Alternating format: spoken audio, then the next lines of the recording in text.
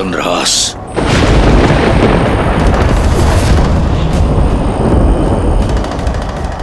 मृत्यु कब तुमसे आलिंगन कर लेगी जान नहीं पाओगे। मेरा चंद्रहास तुम्हें अपना आहार बनाएगा।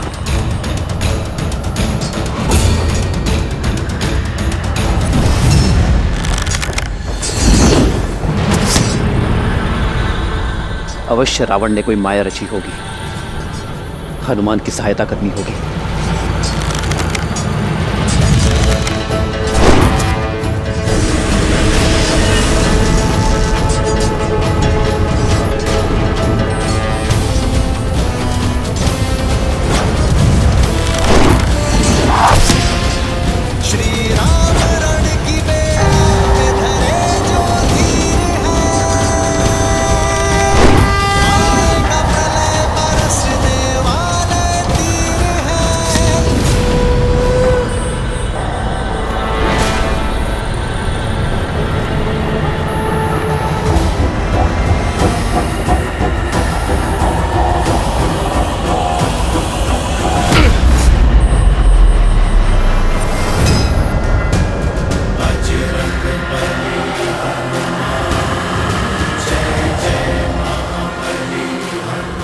अब तुम्हारी चपलता भी तुम्हें बचा नहीं सकती चंद्रहास से।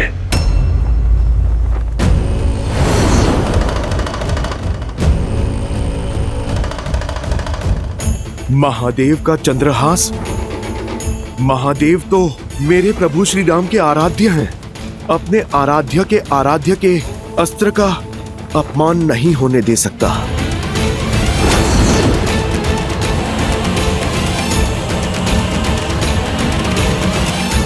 जय श्री राम, हर हर महादेव।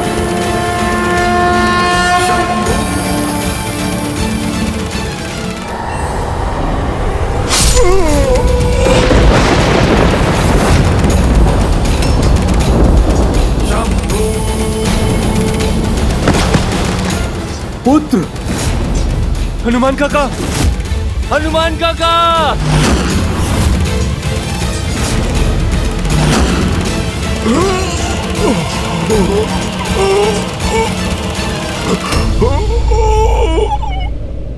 ये अनर्थ है महादेव। आपका अंश अवतार आपके ही चंद्रहास से कैसे परास्त हो सकता है? परास्त? संसार में भला ऐसा कौन है देवी जो वज्रांग बली हनुमान को परास्त कर सके? परास्त नहीं हुए अंजनी पुत्र, केवल मेरे चंद्रहास का सम्मान करते हुए उसका प्रत्युत्तर नहीं दिया। जानती हैं उन्होंने ऐसा क्यों किया?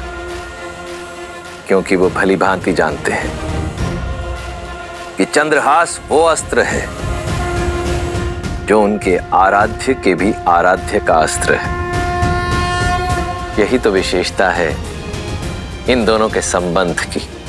जहां एक ओर श्री राम संसार को मर्यादा का पाठ सिखाते हैं, वहीं दूसरी ओर उनके अनन्य भक्त हनुमान दूसरों की मर्यादा का पूरा ध्यान रखते हैं। परंतु यदि रावण ने यही चंद्रहास श्री राम के विरुद्ध उठाया तो?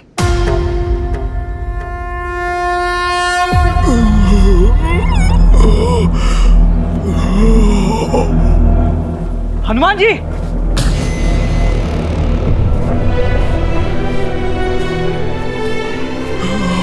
हनुमान जी, आप ठीक तो हैं? उठिए।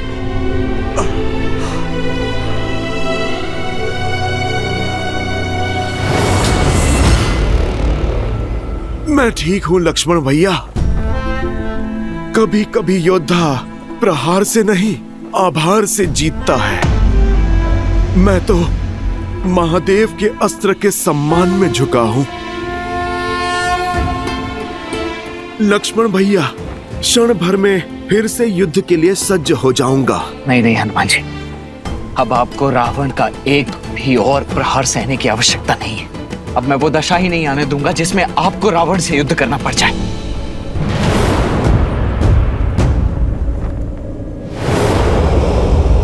दशानन! दशानन! मैं दशरथ पुत्र लक्ष्मण तुम्हें द्वंद्व के लिए ललकारता हूं।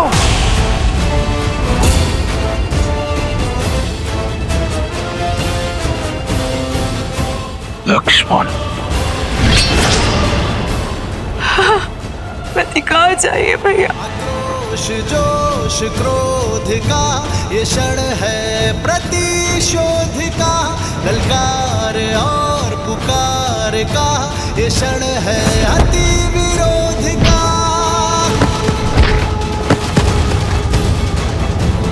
बढ़ रहा है जोश, बढ़ रहे हैं अब कदम।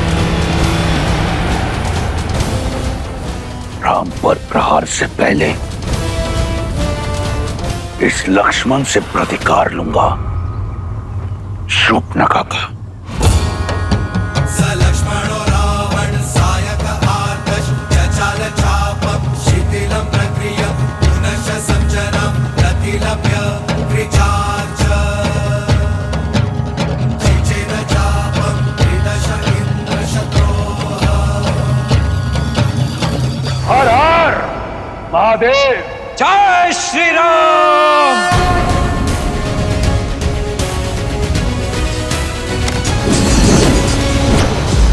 लंकेश के मार्ग में बाधा डालने का दंड दो इसे।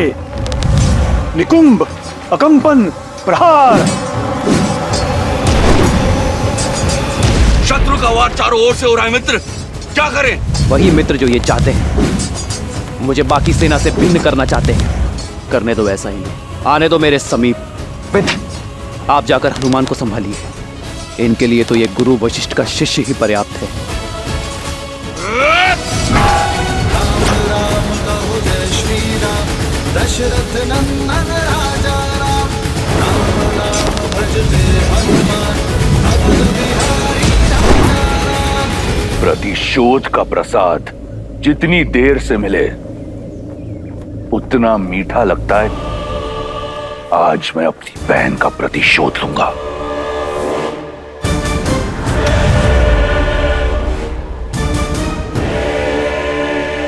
अपनी इस अधूरी इच्छा को तो मन में लिए ही संसार से जाओगे दशानन।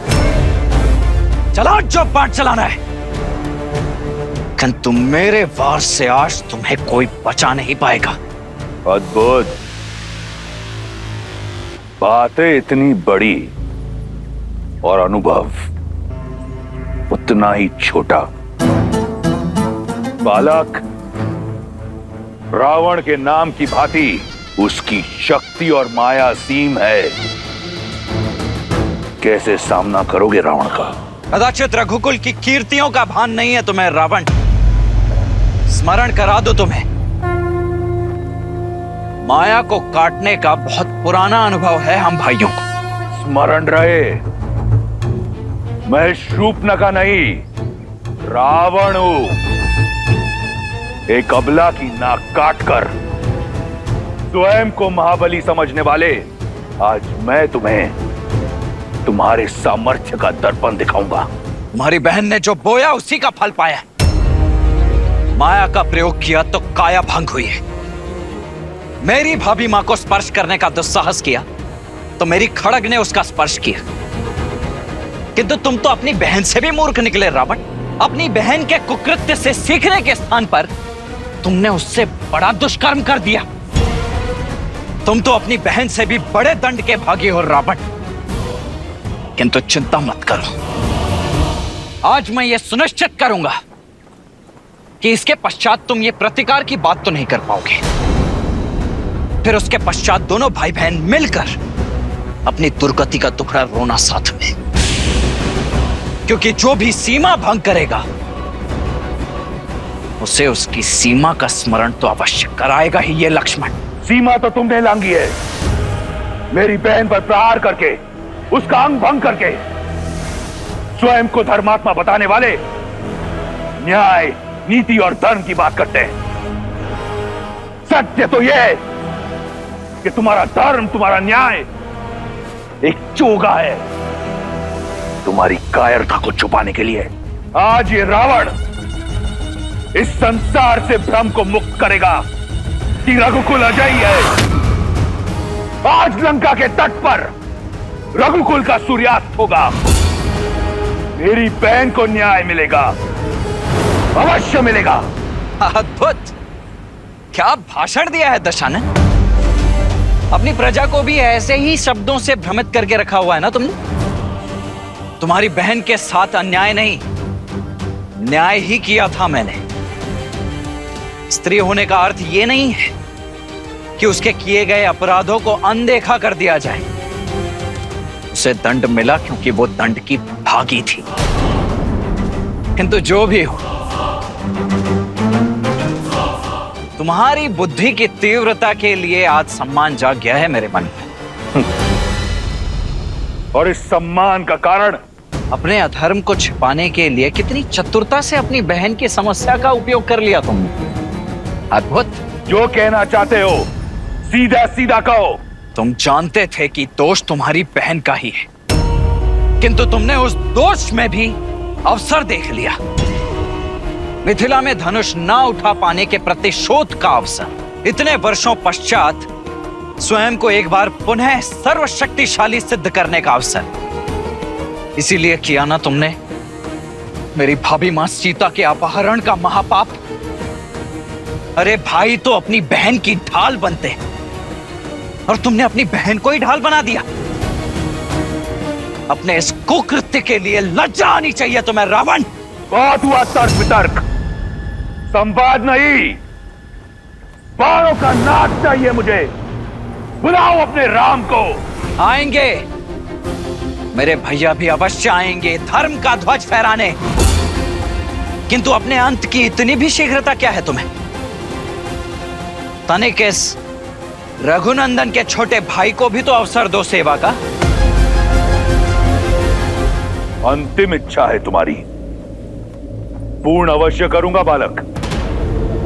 राम के आने से पहले थोड़ा खेल खेल लिया जाए।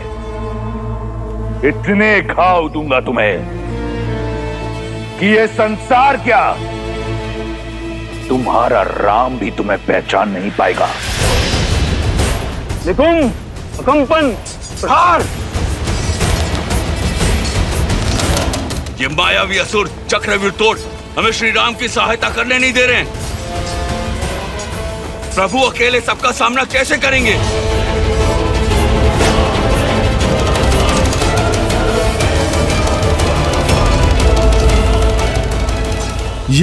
ये प्रभु ने बाण चलाना क्यों रोक दिया?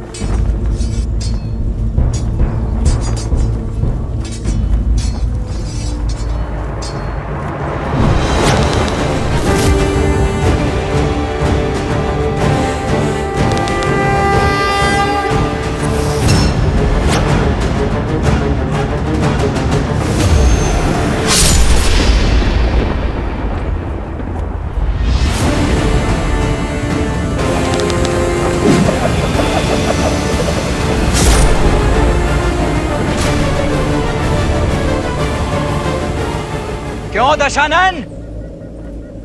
आ गया आनंद? बुझने से पहले दिए को जितना फड़फड़ाना है फड़फड़ा ले। अब देखो रावण के बाणों की आंधी। इंद्रास्त्र।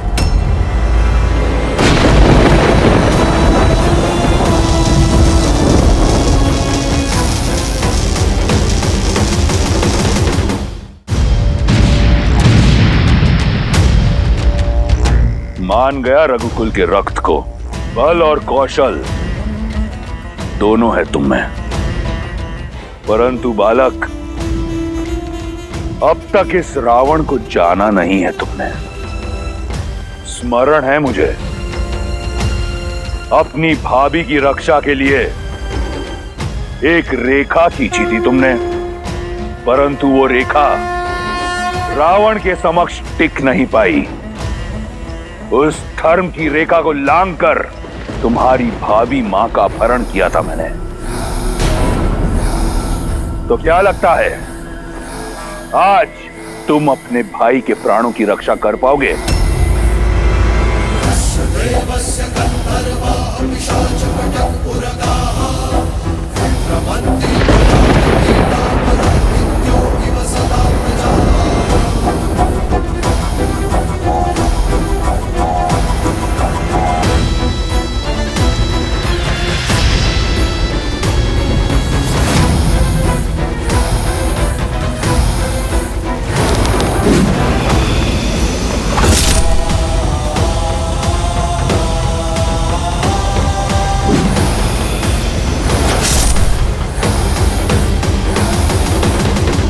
अपनी भाभी का हरण रोक नहीं पाए, इस अपराध बोझ से पार नहीं पा सके, तो रावण से क्या पाओगे बालक?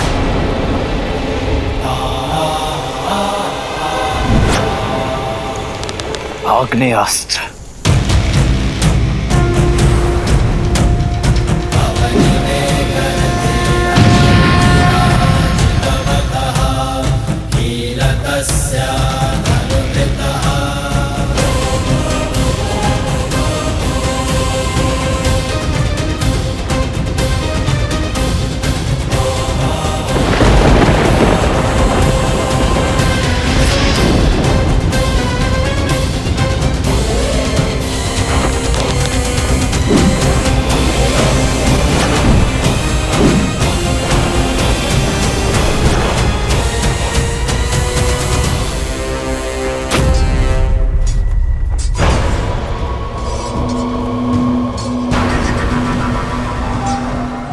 सेनापति प्रहस्त, हमें घायलों के उपचार के लिए अतिशीघ्र छावनी जाना होगा। नहीं कुंभ, यदि हम मर भी जाएं, तो भी हम पीछे नहीं हटेंगे। तुम सब पीछे हटो, सब पीछे हटो। आज बचोगे तो कल लड़ोगे।